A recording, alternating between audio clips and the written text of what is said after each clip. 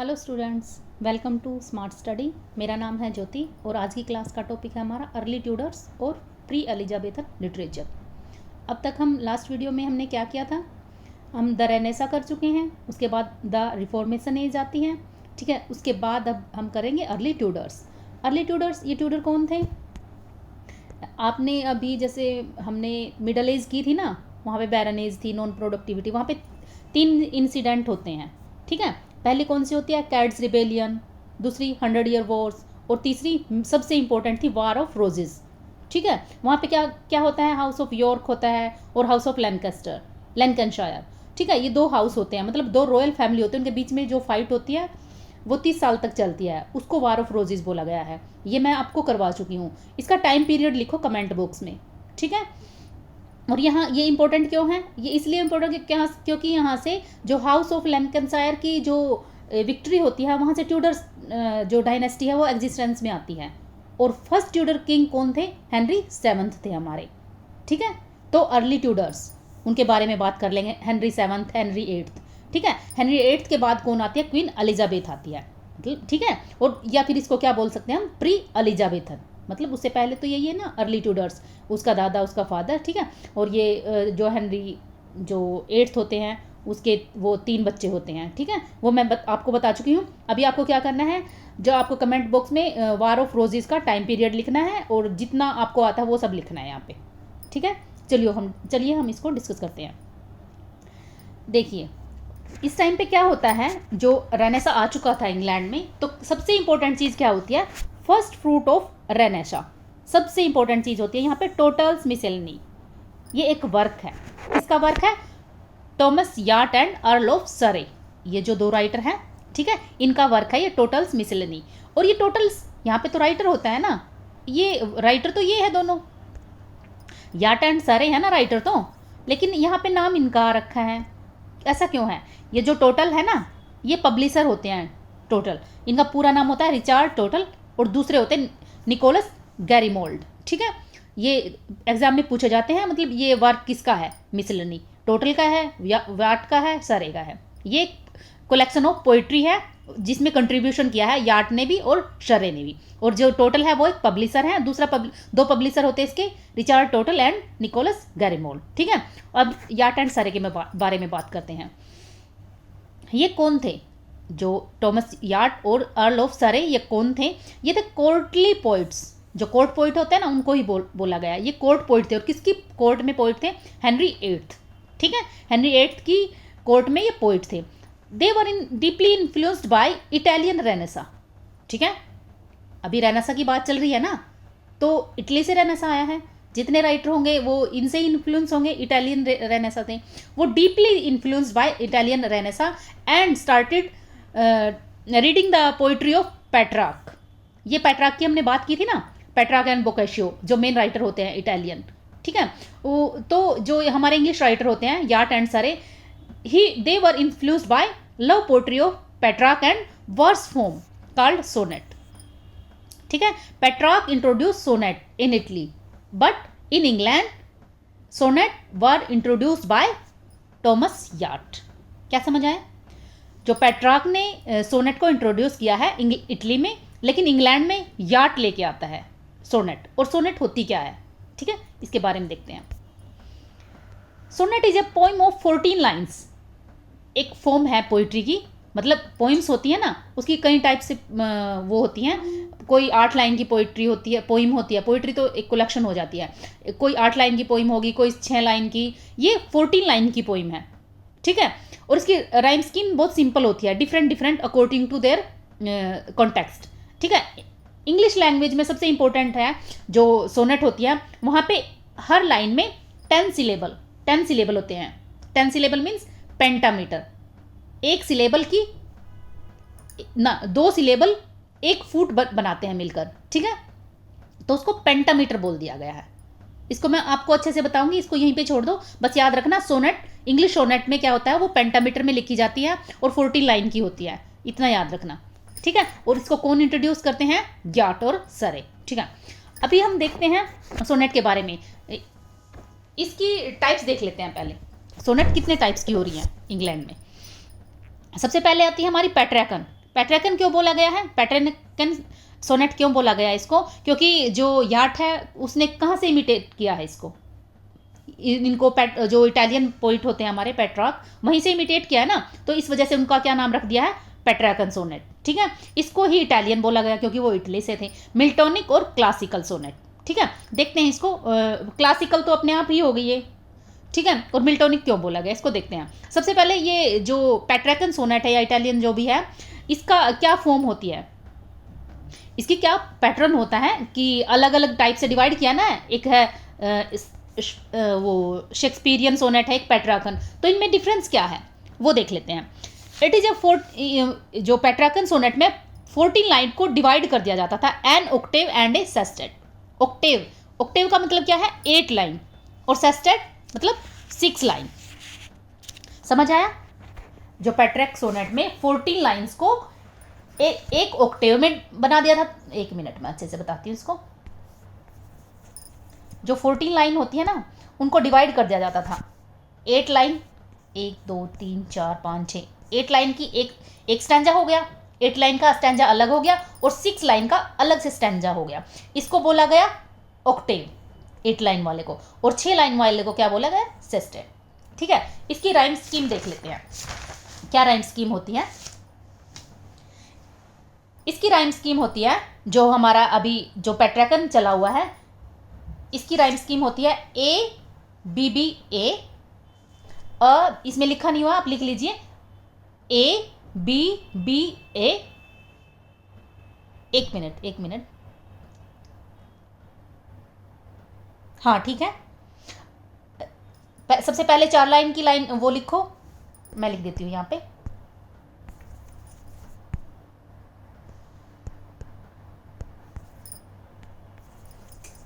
Rhyme scheme लिखो पहले। हमारा ऑक्टेव था ना, पहली बात हमने ऑक्टेव की किया ना, तो ऑक्टेव में होता है A B B A, A B B A. ठीक है, ये तो हमारी 8 लाइन हो गई। ठीक है, फिर आता हमारा सेस्टेट। ठीक है, उसकी क्या राइम स्कीम होती है, सी डी सी, सी डी सी। ठीक है, ये राइम स्कीम सेस्टेट की है, या ये ऑक्टेव की थी और ये सेस्टेट थी। कई बार जो सेस्टेट है हमारा, जो हमारा सेस्टेट है, वो उसकी राइम स्कीम कई बार चेंज हो जाती थी। मतलब यहाँ पे सी डी ई भी हो सकता है, सी डी ई। ठीक है, ये दोनों सेस्टेट की राइम स्कीम है और वो क्वाट्रेन की राइम स्कीम है। इसको याद रखना, यहाँ पे ऐड कर लेना पेट्राक सोनेट में क्या राइम स्कीम थी। ये इंपॉर्टेंट है, बार बार पूछा जाता है, इसको मैं ऐड करना भूल गई। अगर आपको ये समझ नहीं आया है तो आप व्हाट्सएप ग्रुप में मुझे कमेंट कर देना, मैं दोबारा से एक्सप्लेन कर दूंगी इसको। ठीक है, अब आते हैं हम, इसको मिल्टोनिक क्यों बोला गया है, क्योंकि इसने मिल्टन ने इसको यूज़ किया है ना, और वो ग्रेट राइटर थे, इसी वजह से इसको मिल्टोनिक बोला गया है। और मतलब क्या अलग किया उन्होंने, इसमें अलग क्या किया है, तो देखते हैं क्या अलग किया उन्होंने। जो जॉन मिल्टन थे ना, he created a problem in first 8 line and then gives conclusion और solution to in the last 6 line.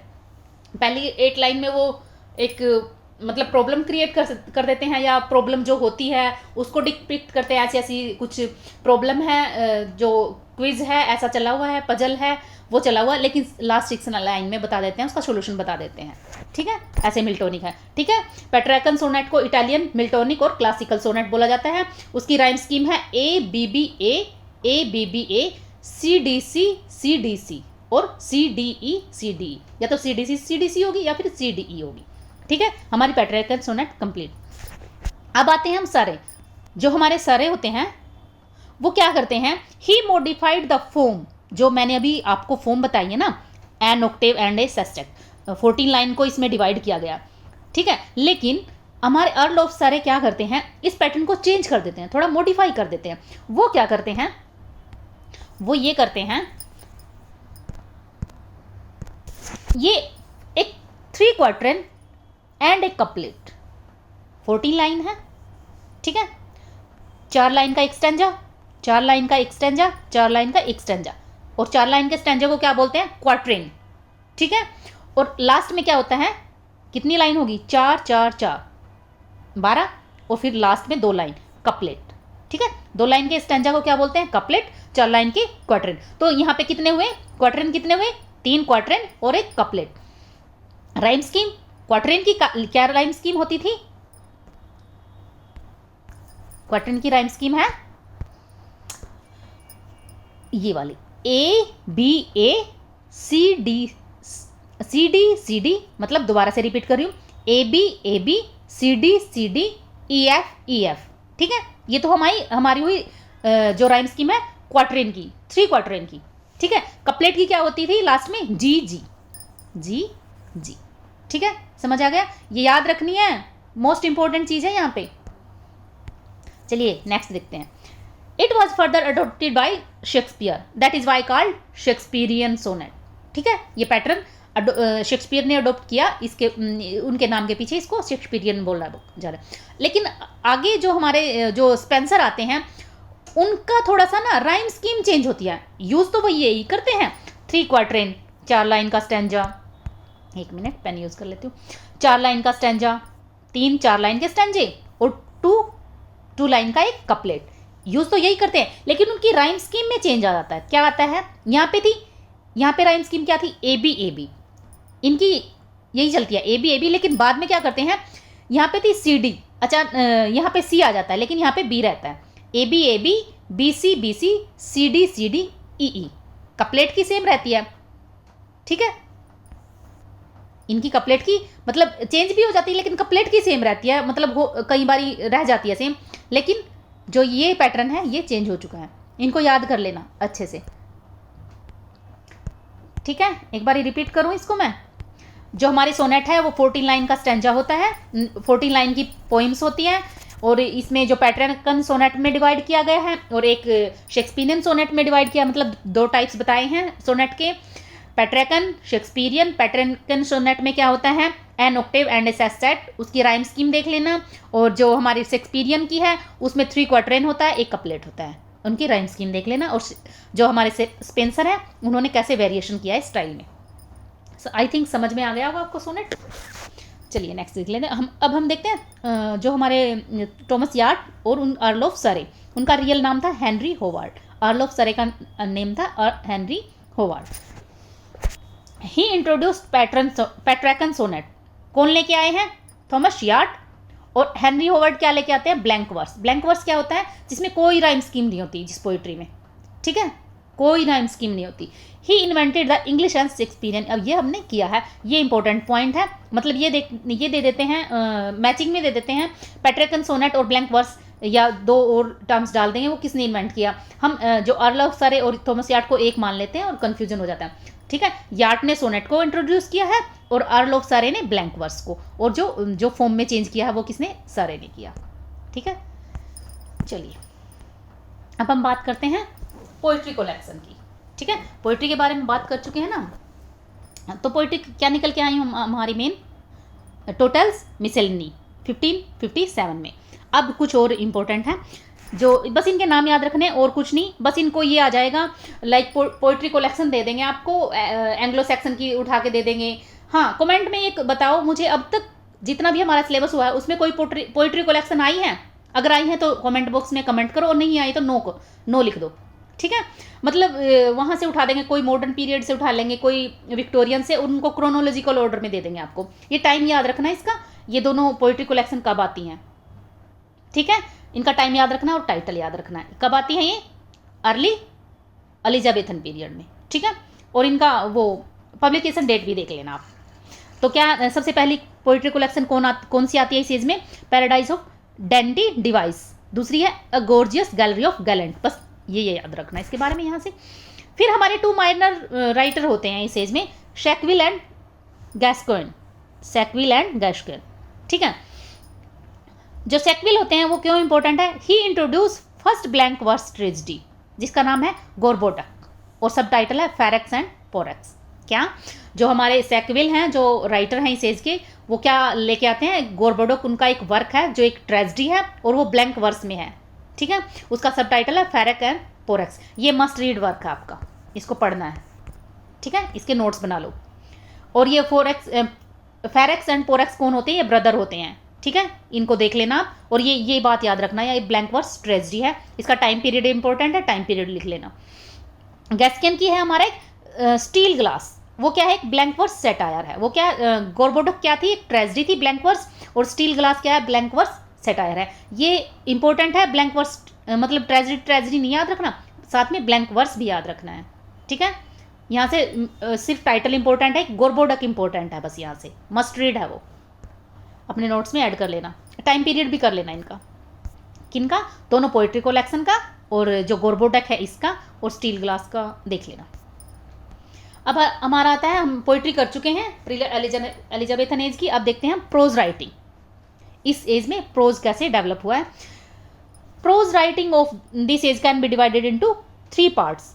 यहाँ पे 3 पार्ट्स में डिवाइड किया गया प्रोज राइटिंग के, 3 ग्रुप बना दिए गए हैं राइटर्स के। वो कौन से ग्रुप हैं, एक होते हैं हमारे ऑक्सफोर्ड ह्यूमनिस्ट, एजुकेशनिस्ट, और तीसरा है ट्रांसलेटर ऑफ बाइबल, ठीक है। सबसे पहले हम देखते हैं द ऑक्सफोर्ड ह्यूमनिस्ट।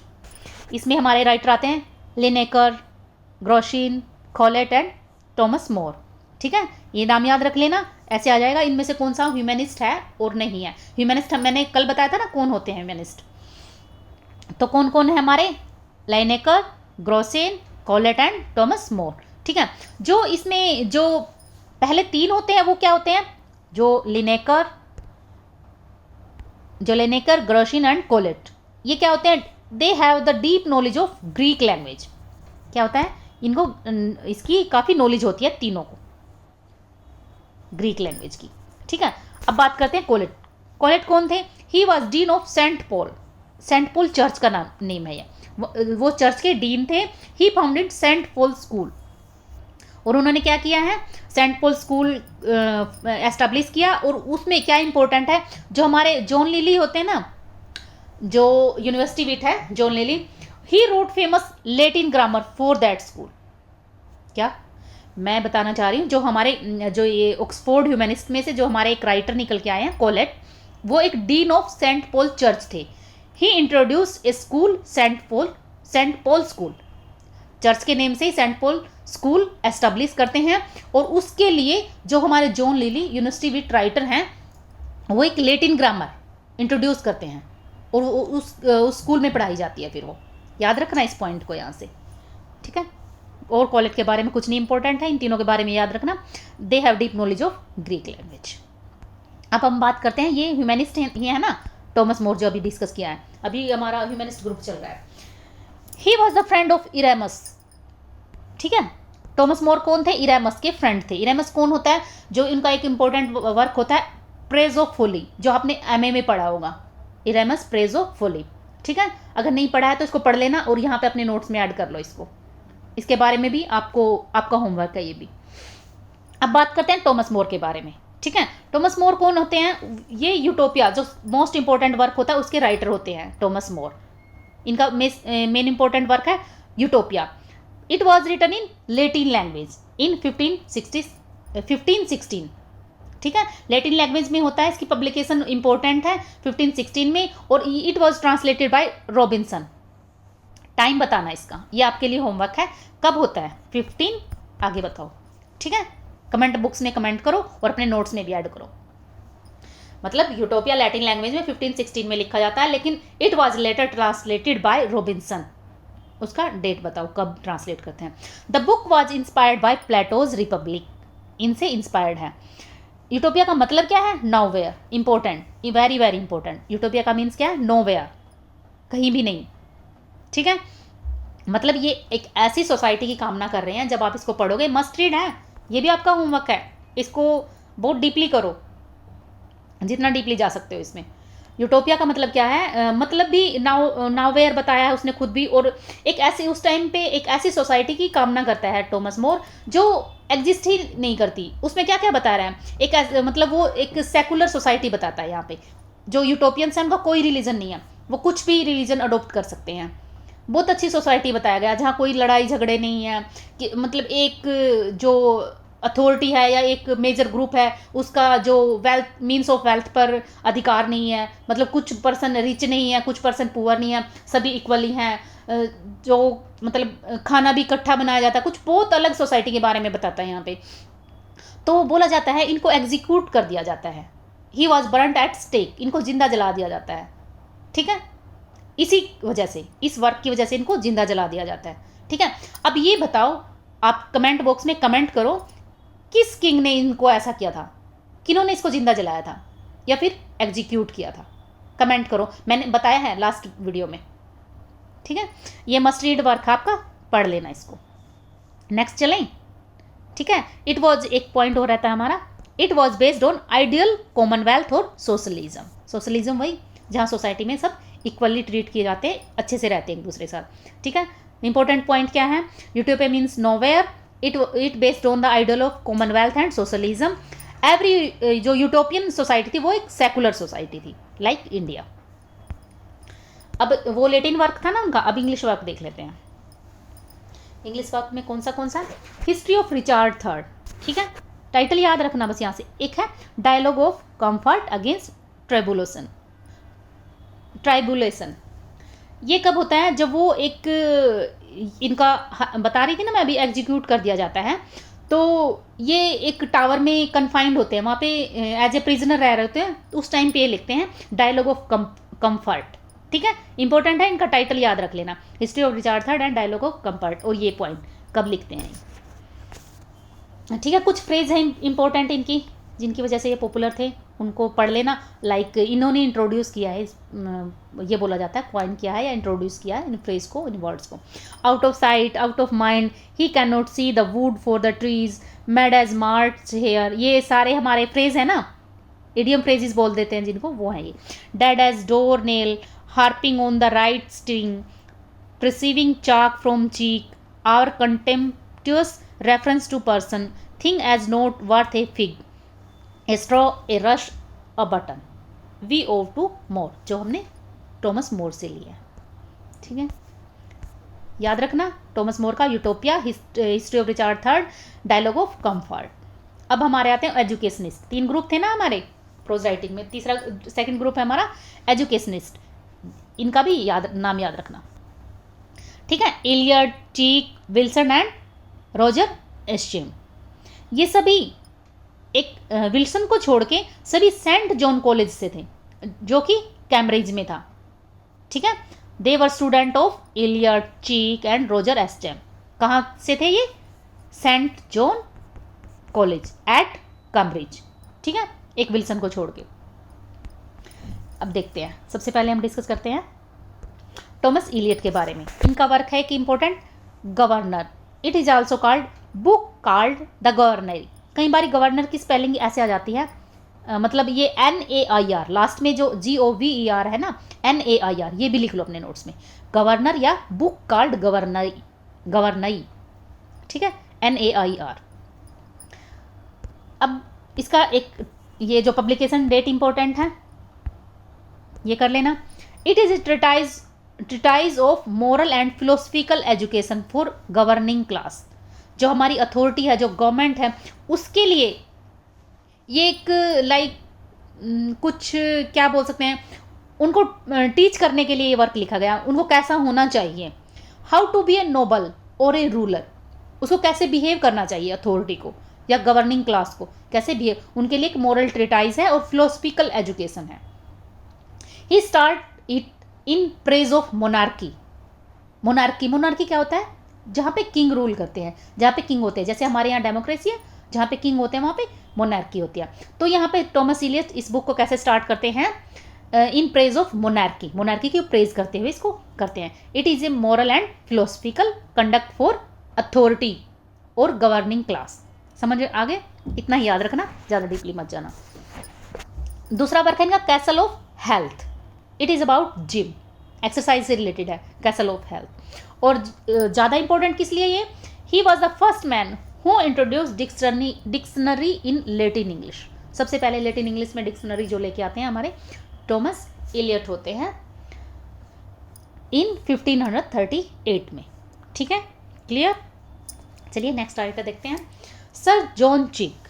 इनका एक वर्क है माइनर सा, हार्ट ऑफ सेडिशन। बस इतना याद रखना, सर जॉन चीक एक एजुकेशनिस्ट हैं और उनका एक वर्क है हार्ट ऑफ सेडिशन। दूसरे जो हमारे राइटर होते हैं टॉमस विल्सन, इनका वर्क है आर्ट ऑफ रिटोरिक। ये भी बस इतना याद रखना, बस इनका ये याद रख लेना, he was against inkhorn terms और आउटलैंडिस। वो सिंपलिसिटी में विश्वास करते थे, प्योरिटी में, ना कि हाई फाई वर्ड यूज़ करो अपनी पोइट्री में, प्रोज में, क्योंकि प्रोज की बात कर रहे हैं ना। तो क्या याद रखना है, यहाँ पे सिर्फ दोनों राइटर हैं जो जॉन चिक और टॉमस विलियम, इनके जो टाइटल याद रखने हैं। टॉमस इलियट के 2 वर्क हैं और ये इन्होंने जो he was writer of first Latin English, ठीक है। जॉन चिक का हार्ट ऑफ सेडिसन, टॉमस विलियम का आर्ट ऑफ रिटोरी। अब मेजर जो राइटर हमारे एजुकेशनिस्ट सबसे इंपॉर्टेंट है यहाँ पे रॉजर एस्चम, ठीक है। He was tutor of Elizabeth, queen Elizabeth होती है ना जो हमारी, इसका जो राइन, इसका जो कल हमने किया था ना, कौन कौन थे, Edward fourth, Queen Mary and Queen Elizabeth, ये तीनों भाई बहन थे ना। तो इसका टाइम पीरियड बताओ।